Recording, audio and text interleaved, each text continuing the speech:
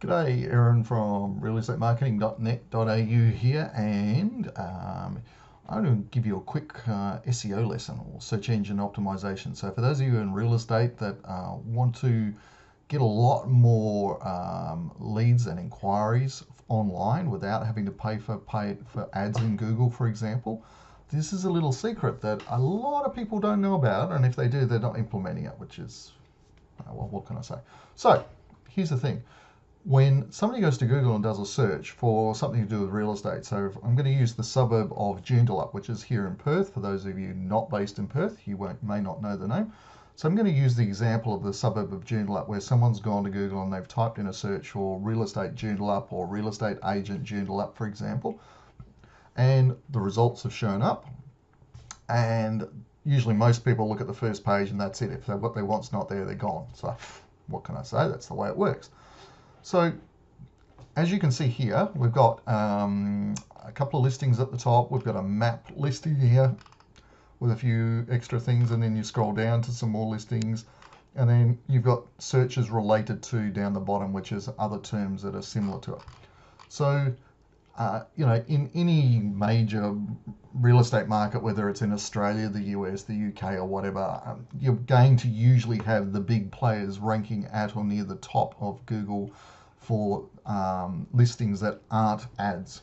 Okay, so in WA, we've got REWA, R-I-E-W-A, the Real Estate Institute WA. So, they're a major player in the real estate industry. They're probably going to rank highly for that type of term. Then right below that, we've got realestate.com.au, which is Australia's biggest real estate website. So, they also rank really well. And then you can go down from there. Okay, notice there's no ads for this particular search, which is interesting.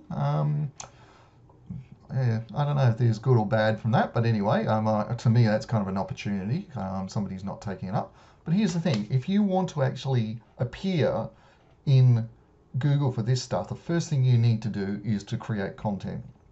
Because if you don't have content published on the web for Google to find, because Google's just a giant big database, it scrolls through your website and it looks at the text you've got on the site, looks at the pictures you've got, it looks at the videos you've got. But the number one thing it does is text. So if you don't have a piece of content published on a website, whether it's yours or your agency's, that's talking about the topic that someone's searching for, then the chances of them finding you is going to be pretty slim. It's not impossible, but I'm not going to go into the details of how. So first things first is you've got to have that content published so that people can find you. And then after that, you then have to drill down and say, okay, well, what kind of terms am I ranking for? If I'm a real estate agent based in Joondalup, sure, I'd love to be on page 1 of Google for the search real estate Joondalup or real estate agent Joondalup, for example. But realistically, the chances of that when it's a competitive term are very small. So how can we tell whether something's competitive or not? So if you have a look here, you'll notice I've got the search term and I've also put it in quotation marks. You can see the little quotation marks there. What that does is it tells Google, do me a search, but I'm looking for where the 3 words real estate Joondalup appear next to each other in that particular order. You may have noticed when you don't use the quotes, just a normal search, sometimes you will get results that don't match up to those exact 3 words. So what this does, this is called a phrase or an exact match in Google Ads terms. It tells you what your true competition is, and you'll notice here there's about 21,700 results. Now what happens when we remove the quotes? Let's just have a look at that. And suddenly we're at to 2.42 million, which is massive. Getting onto the page one for that's going to be a lot harder.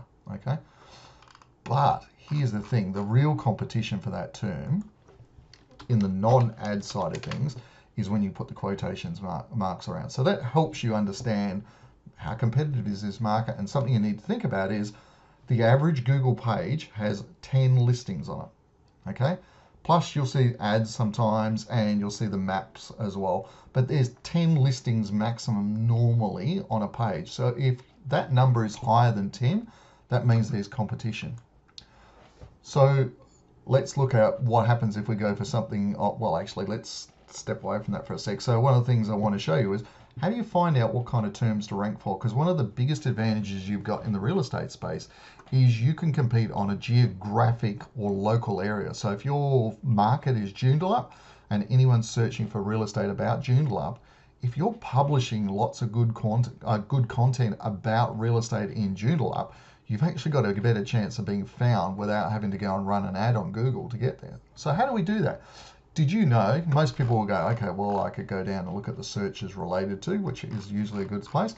Or sometimes you'll notice as you're doing the search, you get these little things popping up. They're called, I think they're called Google Instant, where they're the most common terms people are searching for.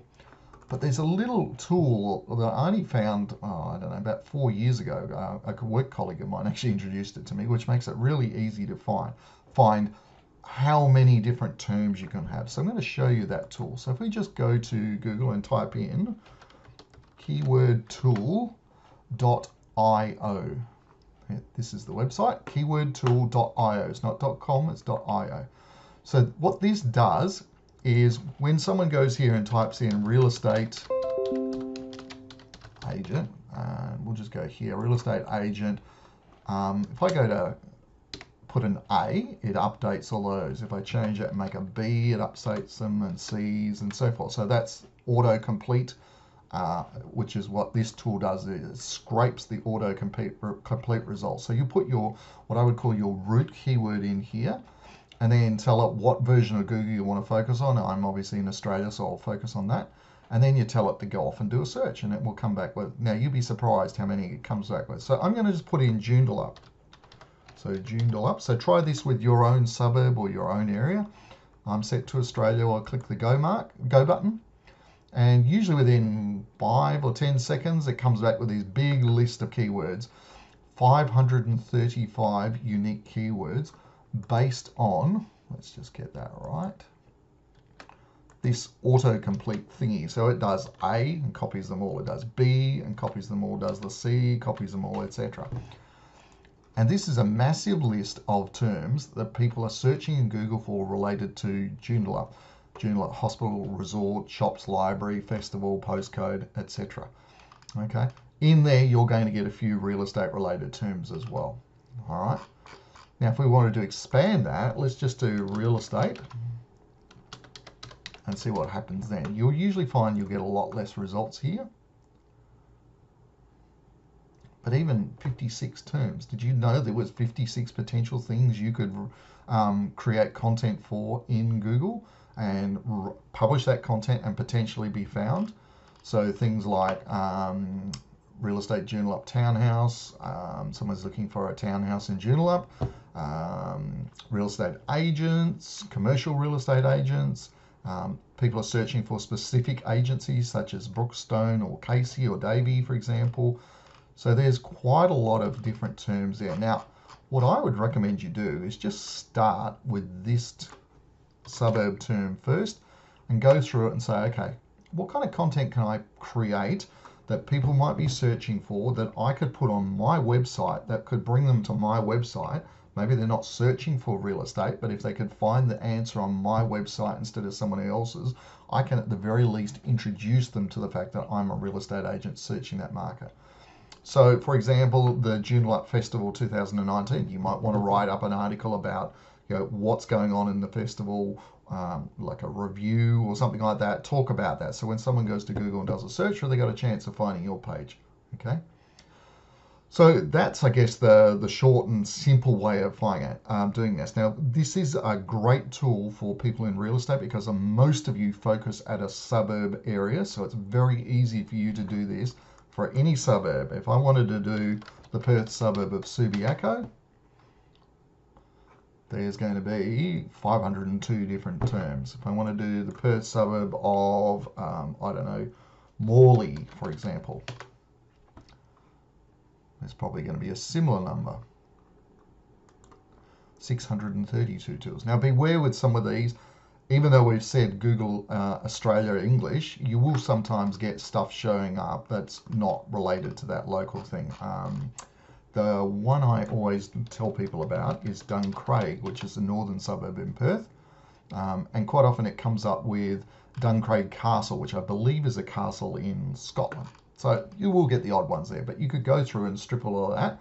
You build yourself a website that has a lot of published content about all the things people would search for in your suburb. And it's a great way to bring them into your site and get them to know you. So give you an example.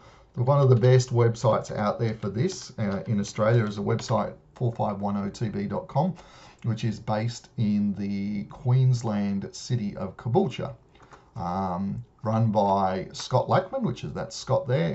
Scott is one of the directors for a local Richardson and Wrench real estate agency, and so the last 3, 4, 5 years he's gone out and built this community website which has all sorts of stuff about Caboolture, topics such as history, events, news, support. Guess what? The real estate stuff, they're the only real estate agency on the entire site, and they've had, 3,338,917 visits.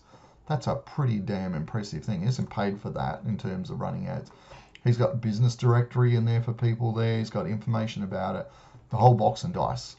So ultimately what he's done is gone out there and created this massive resource, local resource online, and it's drawing so much traffic. It's like a black hole. It sucks in all the searches to this website that when someone searches anything about Caboolture, chances are this site's going to come up on page 1 and probably would come up in the first 1 or 2 positions in many cases.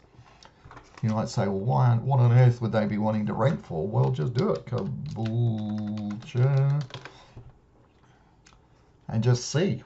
I bet you Scott's got lots of things showing up for a lot of these terms. I saw one there for Caboolture bogans, which I thought was quite funny. Where was that? There we go. That could be an entertaining topic to write about. Anyway, so the last thing is, how do you create this content? And I don't know about you, but I don't want to sit down and write a couple of 100 articles about all of this stuff. So the quickest and easiest way to do it is to record it, and probably just grab your mobile phone.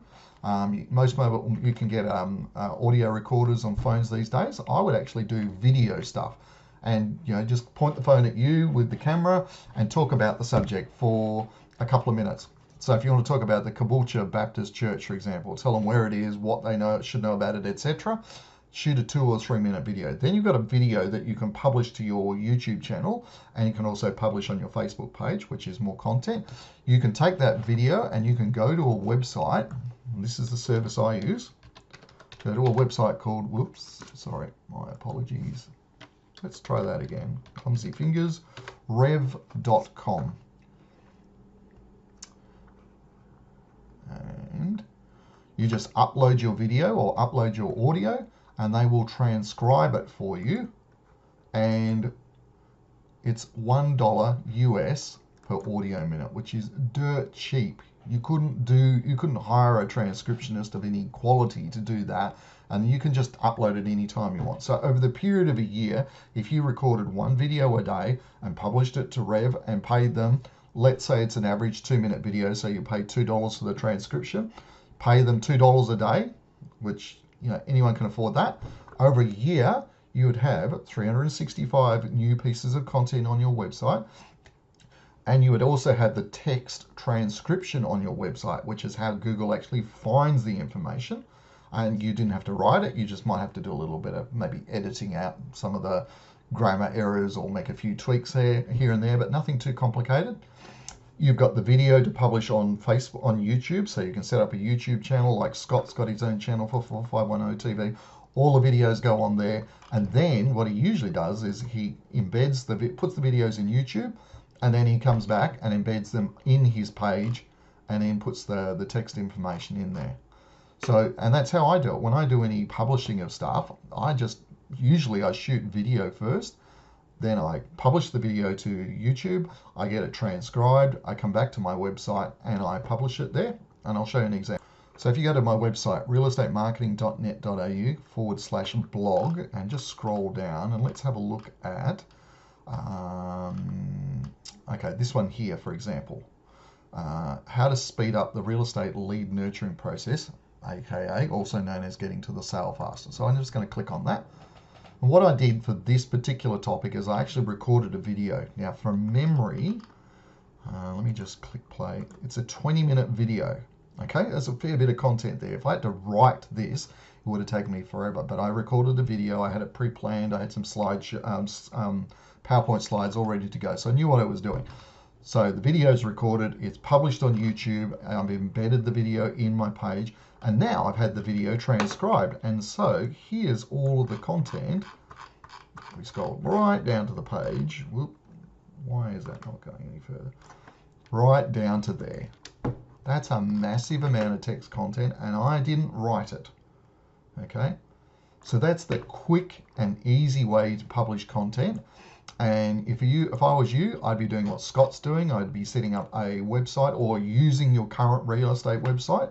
But I think you'd be better to have a different website and have the name of your location, your suburb, ideally your name and the domain name. So if you're in Joondalup, it could be Joondalup TV or Joondalup Local TV or Joondalup Local, something like that, .com.au, for example.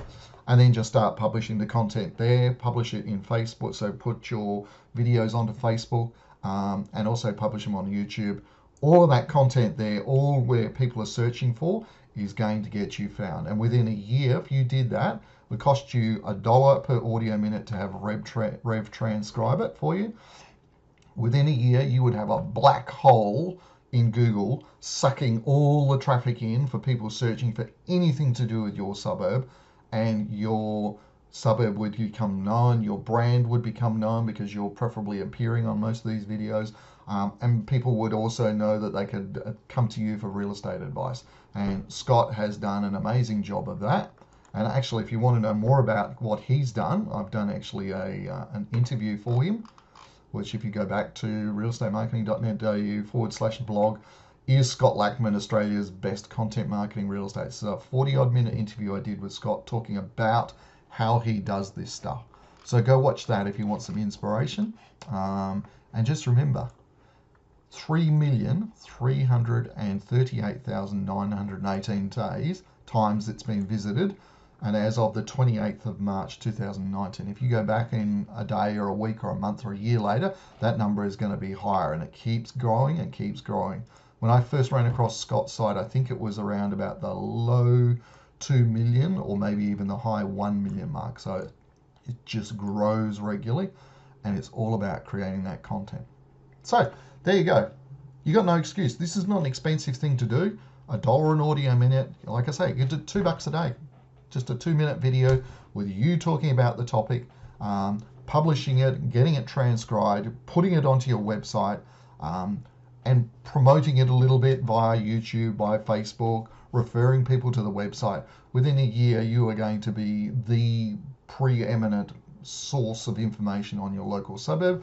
And like Scott, you can be the only real estate agency listed on there. You can put everybody else's business on there if they want, but you're going to be the only real estate agency on there, and that's going to turn into a lot of business for you that you didn't have to pay for any ads for as well.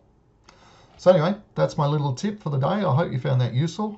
Apologies for the casual get up. I've just been down to the beach and had dinner at the food market there, and didn't want to get dressed up in a suit to look good for you. So hopefully you just got found the information useful.